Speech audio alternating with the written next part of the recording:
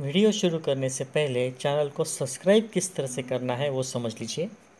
सबसे पहले आपको नाम के सामने लाल अक्षरों में सब्सक्राइब दिखाई देगा, तो वो जो सब्सक्राइब लिखा है उसको आपको टिक करना है। इसके बाद इस तरह से सब्सक्राइब्ड करके लिख कर आ जाएगा। फिर उसके बाजू में जो बेल है वो आइकॉन को आपको प्रेस करना है। आइकॉन को प्रेस करते ही आपको इस तरह का मैसेज आएगा कि you will receive the notification. इसका मतलब है जैसे ही मैं कोई नया वीडियो डालूंगा आपको उसका नोटिफिकेशन मिल जाएगा। और हाँ, अगर आपको नोट्स चाहिए तो जो डाउन एरो आपको दिख रहा है उसको आप क्लिक कीजिए और लिंक जो है उस पर से आप नोट्स डाउनलोड कर सकते हैं।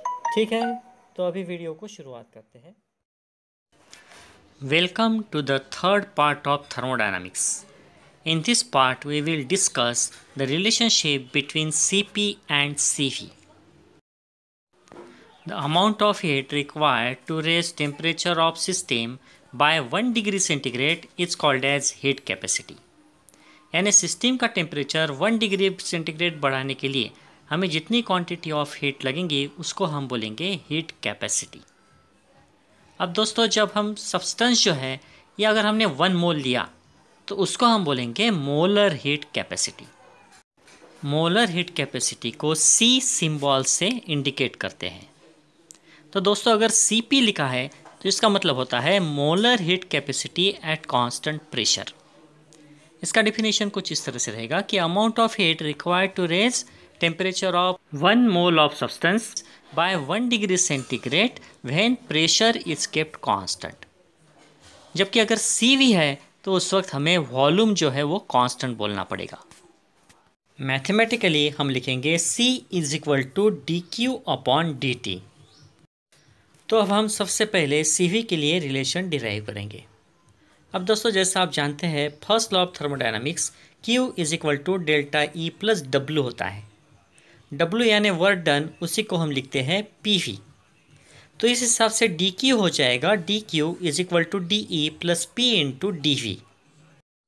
बोथ द साइड dt से डिवाइड करो तो ये आएगा dQ upon dt is equal to dE plus P dV upon dt। Volume अगर हम कांस्टेंट रखते हैं तो वर्क डन 0 होता है।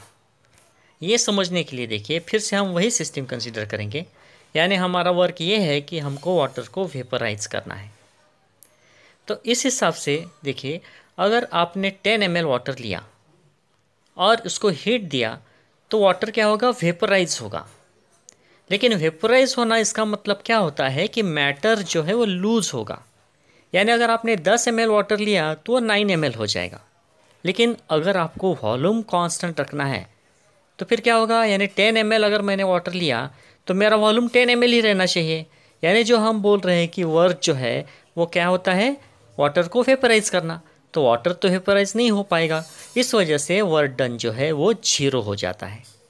तो इस तरह से अगर हमने वॉल्यूम कांस्टेंट रखा तो वर्क डन 0 होता है। अब वर्क डन 0 हो गया मतलब P dV is equal to 0 हो गया।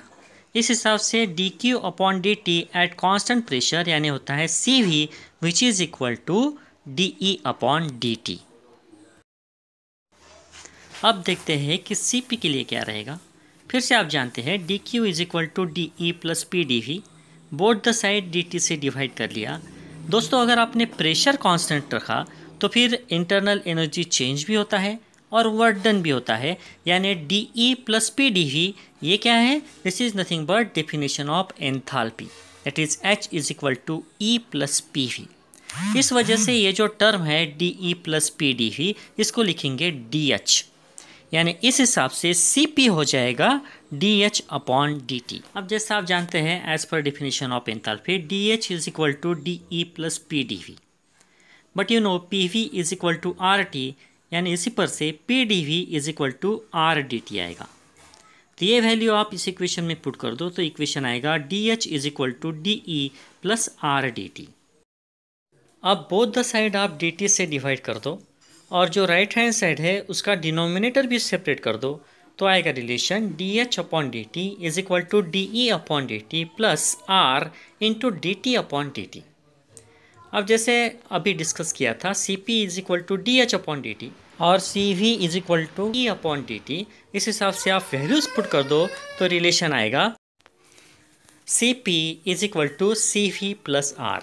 इसी का मतलब होता है Cp minus Cv is equal to R। तो इस तरह से हमने ये रिलेशन डिराइव कर लिया है। Thank you for watching this video. Channel को सब्सक्राइब करना ना भूलें। Thank you.